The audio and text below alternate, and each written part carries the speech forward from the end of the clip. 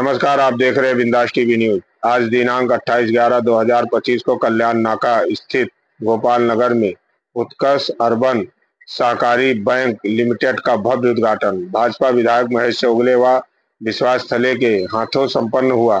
उद्घाटन समारोह में बड़ी संख्या में स्थानीय नागरिक, व्यापारी और समाज सेवी मौजूद रहे। कार्यक्रम की शुरुआत दीप प्रज्वलन के साथ की गई। इस दौरान विधायक महेश चौगले ने कहा कि गोपाल नगर में तेजी से हो रहा विकास इस क्रेडिट सोसाइटी की शुरुआत से और विकास होने की संभावनाएं जताई जा रही हैं। उन्होंने विश्वास जताते हुए कहा कि छोटे व्यापारियों, कामगारों, महिलाओं और आम नागरिकों को अब बेहतर और सरल वित्तीय सुविधाएं उपलब्ध होंगी। उत्कर्ष अर्बन नागरिक सहकारी बैंक के अध्यक्ष मुकेश सेवाले की ओर से बताया गया कि इस बैंक में सेविंग अकाउंट, बिजनेस लोन, महिला स्वयं सहायता समूह के लिए सहायता, डिजिटल बैंकिंग और वरिष्ठ नागरिकों के लिए विशेष योजनाएं शुरू की गई हैं।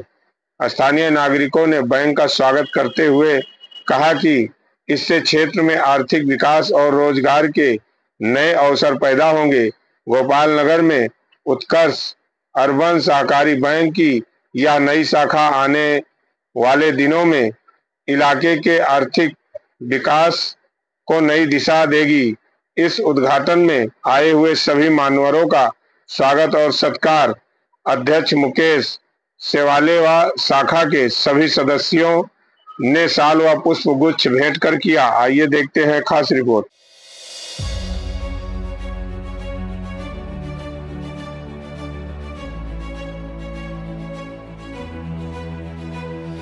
अर्नो क्रेडिट सोसाइटी के इनके सभी सदस्यों को बहुत बहुत शुभकामनाएं देता हूँ, उनको धन्यवाद करता हूँ। कई अच्छे सोच जो समाज के, जो छोटे वर्ग के लोगों को जो छोटा लोन देते हैं, जो छोटे छोटे रोजगार करने को, तो एक अच्छा काम इनके माध्यम से हुआ है।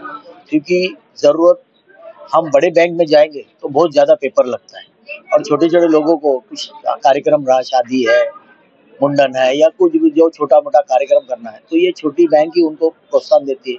हथकड़ी वाले हैं उनको, और रोज जमा भी करते हैं और जमा करके अपनी ये पूंजी एक जमा भी हो जाती है और जब उनको जरूरत रहती है तो ये बैंक वाले उनको लोन भी देते हैं। लेकिन लोन देते हो कि एक अच्छी सोच से और अच्छे आदमी को वो देना चाहिए। और जैसे बोलते हम लोन देते हैं, जैसे एक अच्छा एक स्वभाव बोल के अपन लोन देते हैं, अच्छा इंसान बोल के दे देते हैं। लेकिन जब लोन वसूली करते हैं तो अच्छा इंसान नहीं बनना। जो बैंक का जो है रूल है, वो रूल से कड़क ही रह के उसको लोन वसूली करना, तो तब अच्छा बनेगा, तो कोई देगा नहीं। तो इसके लिए समझदारी से, क्योंकि ये पैसा इनका नहीं है, ये पैसा भी लोगों का है। लोगों का पैसा जमा करके उनको भी कुछ इंटरेस्ट मिलेगा, इसके लिए वो पैसा जमा हो जाता है और हम 2 पैसा उनसे निकाल के इधर समझो 4% से इंटरेस्ट, उधर 6% में ऐसे देने का हिसाब हम करते हैं। तो ये आप एक लोगों के वर्कर हो, आप बैंक के मालिक नहीं हो, ये आपको समझना चाहिए। क्योंकि आपका खुद का पैसा नहीं है, तो वो पैसा एक अच्छे काम के लोगों से, जो बुजुर्ग है, जमा करते, ठेवी करते, वो ठेवी भी सुरक्षित रहनी चाहिए और जिसको लोन दे उसको भी उपयोगी आना चाहिए, लेकिन उनका पैसा फिर रिटर्न आना चाहिए। इसके लिए करना है। लेकिन अपना ऐसा समझो मत क्या ये पैसा बैंक में इतना जमा हुआ वो मेरे बाप का है, उसका बाप का है, उड़ाओ, ये काम करो मत, या कुछ फालतू खर्चा करो। बैंक में ज्यादातर बर्बाद बैंक होती है, कुछ फालतू खर्चा करते उसमें खराब होती है, क्या उधर इधर ये हो, तो ये भी खर्चा नहीं करना। एक हम समाज का काम, लोगों का काम, इनके माध्यम से मैंने इन्होंने देखा है। मुकेश को मैंने नजदीक से देखा, 10-12 साल से वो अच्छा काम बैंक का करता है। लोगों को म्यूनसिपालिटी के भी लोन अच्छे अच्छे उन्होंने किए, इधर किए, वसई में किए, शायद कल्याण में भी किए। तो इनको थोड़ा तजुर्बा है, तो ये अच्छा करेंगे और बैंक को आगे, इनकी बैंक को जो संस्था है उसको आगे बढ़ाएंगे, ये मेरे को पूरा इन पर विश्वास है। फिर एक बार आप सभी को, इनको, ये बैंक की बहुत बहुत शुभकामनाएं देता हूँ। धन्यवाद। आज या ठिकाणी उत्कर्ष नागरी सहकारी पतपेढी याचं उद्घाटन झालेलं आहे। आम्ही आतमध्ये बसलेला असताना सन्माननीय आमदार साहेबांनी आम्ही एक औपचारिक चर्चा केली। ह्या सगळ्या संपूर्ण व्यवहारामध्ये आपल्या लोकांचा त्रास जास्त होतो।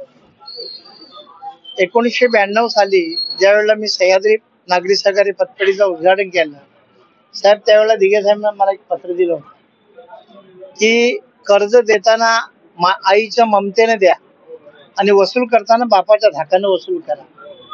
तो एक फंडा आम्ही घेऊन चाललोय, म्हणून 32-33 वर्ष आम्ही या ह्याच्यामध्ये टिकलेलो आहोत. कारण समाजाला एक सवय आहे की घेताना खूप आपलेपणा असतो, परंतु फेडताना आपलेपणा दिसत नाही. आणि म्हणून ज्यांना पण तुम्ही कर्ज द्याल त्या माणसाची पहिले तुम्हाला फेस रिडिंग करता आली पाहिजेत. हल्ली सगळीकडे म्हणजे भामट्यांचा सुकाळ जास्त झालेला आहे. तर चांगली माणसं शोधा, चांगली माणसं नाहीत अशातला भाग नाही, चांगली माणसं खूप आहेत. आमच्या कारविल्लीला ती जय बजरंग पतपेढी जेव्हा सुरू केली, गावातील अनेक चांगल्या माणसांनी म्हणजे बिगर व्याजाने पैसे दिले. असे पण लोक असतात आणि व्याजासहित बुडवणारे पण लोक असतात. आता आपण कोणत्या सोबत जायचं हे आपण ठरवलं पाहिजे. आणि दुसरी गोष्ट, ही आपली पतसंस्था आहे. पत म्हणजे काय? पत म्हणजे तुमची क्रेडिट. एक पत या शब्दाचा एक छोटस उदाहरण देतो ना, माझं भाषण संपवतो. शिवाजी महाराजांचं स्वराज्य चालू असताना स्वराज्याला काही अडचणी आल्या, स्वराज्याला पैशाची गरज पडली, म्हणून शिवाजी महाराज एका सावकाराकडे गेले. सावकाराला सांगितले आम्हाला असं म्हणजे कर्ज पाहिजे. ते बोलले तारण काय देणार म्हणजे मॉर्गेज काय देणार. तर महाराज बोलले की माझ्याकडे मॉर्गेज द्यायला काहीच नाही. तुला असं कसं? एवढं मोठं स्वराज्य आहे तुमचं. स्वराज्य हे जनतेच आहे, ते माझं नाही. तर मग तुम्ही तारण काय देणार? समोर बघितलं, खाली जमिनीवर 2 पेंड्याच्या काड्या पडलेल्या होत्या, उचलल्या आणि सांगितलं की हे माझं तारण. आता ते तारण दिलं आणि त्या सावकाराने ते ठेवलं. सोबत नेताजी पालकर होते. ते बोलले महाराज तुम्ही त्या 2 पेंड्याच्या काड्या का दिलं तारण? अरे त्या पेंड्याच्या काड्या नाहीत, त्या आपल्या स्वराज्याची किंमत आहे. झालं. महाराजांना पुन्हा म्हणजे सुबत्ता आल्यानंतर त्यांनी ते पैसे घेतलेले परत दिले आणि त्या 2 काड्या परत मागितल्या. म्हणजे या विश्वास किंवा आपली जी काही पत असेल त्या 2 काड्यामध्ये आहे. तशी आपण आपल्या व्यवहारामध्ये आपली पत सांभाळून ठेवली पाहिजे. पतपेढीतून पैसे घेऊन गेलो पाहिजे आणि ते परत फेडले पाहिजे. परत फेडले नाही तर पतसंस्था चालणार नाही. आणि हे सगळं करत असताना तुम्हाला त्याचं व्याज भरायचं आहे. संचालक मंडळ जे आहे हे फक्त विश्वस्त आहेत, मालक नाहीत. कारण पैसा हा जनतेचा आहे. कोणी दूधवाला आहे, कोणी भाजीवाला आहे, कोणी सांबार आहे, कोणी आहे. ही माणसं पैसे, याच माणसांच्या पैशातून पैसे जमा होतात. कारण आम्ही जेव्हा काढली साहेब, त्यावेळेला धनिक माणूस कोणीच आमच्यामध्ये नव्हता. आम्ही सगळे म्हणजे एसटीचे तिकीटवाले माणसं होतो. पण ह्या सर्वसामान्य माणसांनी आम्हाला हात दिला आणि त्याच्यातले एक शेषाबाई दत्तू टेंगरे नावाची एक म्हातारी होती की जी इलेक्ट्रिक पोलच्या खाली बसून भाजीपाला विकायची. 2 वर्षानंतर तिचा मी सत्कार केला. का? तर ती जे पैसे भरायची 360 दिवस पैसे भरायचे, एक दिवस पण खाडा होत नव्हता. दुकानदाराचा खाडा होतो, आणखी कोणी व्यापारी त्याच होतं, पण त्या बाईचा खाडा झाला नाही. म्हणजे सातत्य त्या बाईला कळलेलं होतं. अशा पद्धतीने हा जो कारभार आपल्याला चालवायचा आहे. मोहामध्ये कोणी येऊ नका. तुम्हाला वळणावर मोह दाखवणारे लोक भेटतील, परंतु जी मोह दाखवतील तीच तुम्हाला उद्या म्हणजे दुष्ण देतील, तुमच्या विरुद्ध बोलतील. म्हणून तुम्हाला जी काही चौकट दिलेली आहे त्या चौकटीला तुम्ही हे करून छेदून बाहेर जाऊ नका. तर हा कारभार निश्चितपणे जास्त चालेल. आणखी काही वेळोवेळी ज्या काही तुम्हाला माहिती पाहिजे असतील, डिपार्टमेंटला असतील. आता आम्ही साहेब सहकारामधल्या लोकांसाठी एक मोठा म्हणजे हॉल बनवला. कुठं? सावध नाक्यावर 13,500 स्क्वेअर फुटामध्ये ती बिल्डिंग आहे. आता आम्ही एक सहकारात हे घेतो, म्हणजे तुमचं प्रशिक्षण घेतो. हे दरवर्षी घेतो आम्ही जेव्हा प्रशिक्षणाला जातो मानसी 5,000 रुपये फी भरतो आम्ही. आणि इथं जेव्हा प्रशिक्षण देतो तेव्हा आम्ही फ्रीमध्ये देतो. का? ती सगळी आपली माणसं आहेत. ही आपली माणसं सहकारामध्ये म्हणजे चांगली प्रगत व्हावी. आताच तंत्रज्ञान खूप मोठं आहे. हे तंत्रज्ञान त्यांना सगळं कळलं पाहिजे, याच्यासाठी ही सगळी धडपड असते. आता एक साखळीमध्ये आणखी एक उत्कर्षच्या नावाने एक साखळी आणखी वाढलेली आहे. तशाच भिवंडी तालुक्यातील आणि परिसरातील सगळ्या सहकारी संस्थांनी घेऊन आपण पुढे जाऊया आणि तुम्ही सगळे आपण एकत्र सोबत असू.